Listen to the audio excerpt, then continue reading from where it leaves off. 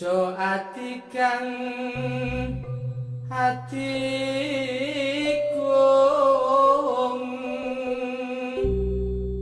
urip ngunduh woing pakarti.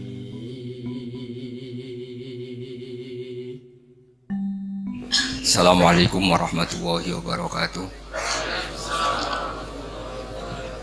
Alhamdulillahirabbil alamin wassalatu wassalamu ala asyrafil mursalin sayyidina maulana Muhammadin wa ala alihi washabihi asma'in nama ba'du.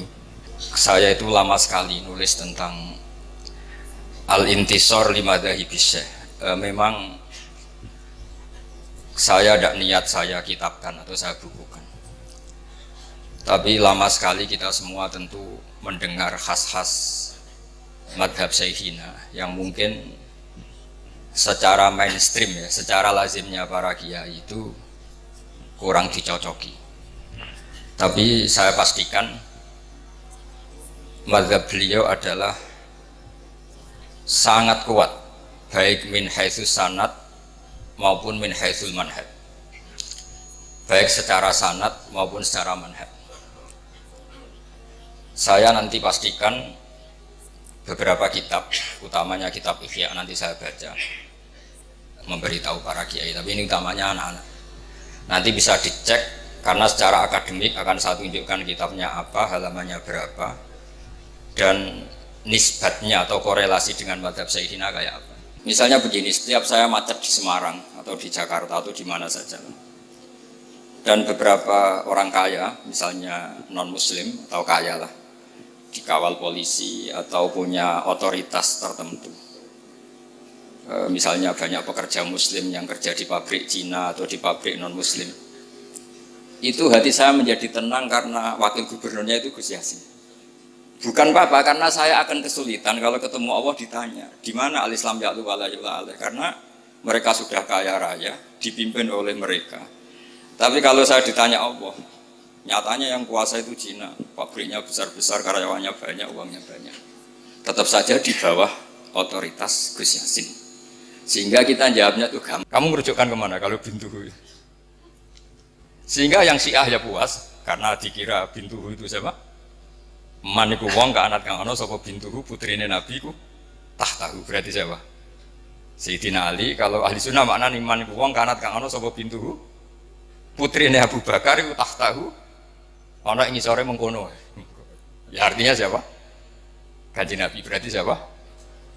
Ya Abu Bakar. Jadi ini penting sekali. Jadi saya membela madhabnya guru kita Mbah Mun itu bukan karena sekedar kita muridnya atau ingin menyenangkan beliau, itu enggak. Tapi satu tasdek sing al-Wahabi yang kita siap ketemu Allah dengan madhab itu. Kita tentu tidak siap kan, misalnya ditanya Allah kayak apa hegemoni Cina, hegemoni orang-orang fasik menguasai sekian perdagangan apa-apa, dan itu bisa membeli jabatan, membeli pejabat. Kemudian kita tidak punya kiat supaya mereka itu tahtana, supaya mereka itu tahta syaukatina. Loh, saya tidak politik, saya tidak DPR, justru itu saya fair, hanya membela secara ilmu.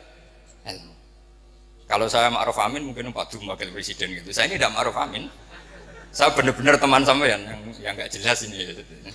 Tapi justru bagus nggak jelas. Ketok menusane. Jadi ini penting, ini saya baca saja, saya tunjukkan beberapa halaman ini, terutama yang ma'arif supaya jelas. Ini di kitab saya cetakan Darul Fikr atau cetakan, juga ada yang cetakan DKI, ada yang cetakan Toha Putra. Ini saya sebut 3 cetakan karena saya punya adat kalau kitab induk terutama yang membela syekhina itu saya sampai punya 3 naskah. Jaga ini kalau ada naskah salah saya tahu. Di antara yang dikatakan Imam Ghazali dan sudah saya cek di sarahnya, yaitu di Ithaf. Karena resikonya matan kadang dikritik apa? Syarah. Kita tahu kan, misalnya Takrib mengatakan mabit di Mina itu sunat, kemudian oleh syarah dibenarkan kalau itu apa? Wajib. Di antara yang dikatakan beliau Imam Ghazali adalah begini. Ini untuk anak-anak dan terutama ma'arif supaya di dokumen. Di Ihya saya itu juz 4 ya, juz 4 halaman 139. Tapi mungkin kalau nanti beda halaman ya dicarilah, di babnya ikut kitab Sobri wa Syukri. Di sini ada kalimat, ada kata-kata atau ada kalam wa amal izzi wal jah fa bihi yatul insan an nafsi adulla wa dhaima. Terus di antaranya beliau mengatakan fakama yahtajul insanu ila saqfin yakfau anal mator wa jubbatin tadfau anhal barda wa qalbin yadfau dhiba an masyati fayahtaju aidan ila man yadfau syarra bi an nafsi. Terus dalam sebuah naskah dikatakan kalau kezaliman saja punya satu backing dari aparat oknum tentu ya. Masa kesalahan tidak punya backing dari negara? Akhirnya nanti kita bingung. Yang orang-orang maksiat punya backing oknum misalnya, yang orang soleh tidak punya backing, sehingga pertunjukan maksiat semudah itu muncul ketika mau ada pengajian susah karena kita dengan waliul amri berhadapan. Tapi barokahnya Mbah Mun, barokahnya banyak ulama, kita punya adat nggak berhadapan-hadapan dengan waliul amri, sehingga kita mudah mengadakan pengajian. Bahkan di semua departemen ada masjid, di lembaga-lembaga kampus besar juga ada masjid, di mana-mana ada masjid dan ada pengajian. Ketika Rasulullah SAW punya mitra politik, namanya Khuza'ah. Kabilah Khuza'ah itu tidak Islam, tapi jadi mitra politiknya Rasulullah, karena mereka yang memberitahu tentang rahasia-rahasia kafir Mekah. Oleh Ibnu Hajar al Asqalani ketika cerita bahwa yang dilakukan Syekhina itu bukan sekedar lahu manhajun sahih, tapi memang ada sanad yang qawi. Karena kita selalu berprinsip tadi al-Islam ya'lu wala yul'al.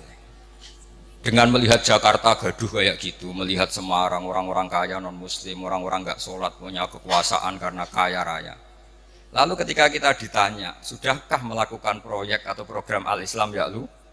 Tentu kita kebingungan. Tapi kalau mereka tahta syaukatina, karena kita punya Gus Yasin, di Rembang punya Gus Kamil, itu enak. Begitu juga tentang publik. Barokahnya orang-orang soleh itu punya masa yang banyak. Saya ulang lagi, barokahnya orang-orang soleh punya umat yang banyak, punya masa yang banyak. Mereka itu memperhitungkan kita, karena kita memperbanyak jumlah orang soleh. Coba kalau jumlah orang fasik, orang dolim itu mayoritas dan militan, kita akan kesulitan. Misalnya dalam konteks Palestina, Palestina itu tentu musuhnya Israel, dan Israel itu punya kekuatan besar didukung Amerika. Kemudian Indonesia membela Palestina, bela Palestina kemudian diikuti oleh orang-orang Eropa dan non Muslim. Orang Eropa itu non Muslim. Lalu pertanyaannya, apakah orang Palestina kemudian berarti mualah sama orang kafir? Karena orang Palestina harus mualah sama apa? Orang-orang apa? Eropa. Apa tidak? Saya pastikan khazanah ilmu cukup untuk menganalisis itu. Yaitu Rasulullah punya aibah, yaitu punya teman dekat, koalisi, khalif kalau dalam bahasa Arab. Itu orang Khuza'ah. Dan itu tidak Islam. Tapi tidak pernah menyembunyikan makar atau tipu daya yang dilakukan kafir-kafir Mekah, selalu mengupdate, memberitakan itu ke Rasulullah SAW. Padahal mereka tidak Islam. Logika yang terbangun gimana? Ya logika yang terbangun karena Rasulullah itu soleh, bahkan ya tentu super soleh, imamus solihin. Ini di kitab Ibnu Hajar al Asqalani, di Fathul Bari juz 5. Beliau mengatakan kalau ada kasus seperti itu atau konteks seperti itu, wala yu'addu dzalika min muwalatil kufar wala muwadatu a'daillah bal min qabil istikhdamihim wa taqlili syaukati jam'ihim wa inka ibadihim bi ba'din. Jadi kalau orang Eropa kamu biarkan tidak koalisi dengan Palestina, artinya Israel malah absolut karena semua dunia dukung Israel. Tapi barokahnya orang Palestina, orang Indonesia koalisi sama Eropa, Israel tidak terlalu solid karena tidak absolut. Artinya begini dalam hukum qiyas. Betul, ini saya intisor lisaihina. Kalau misalnya para pejabat itu hanya dikuasai orang fasik, semua kerjanya, programnya membela mereka. Tapi kalau dekat Mbah Mun, dekat Kiai, setidaknya diarahkan mikir ngaji, nganggep pondok tidak problem. Paham ya? Ini jelas ya?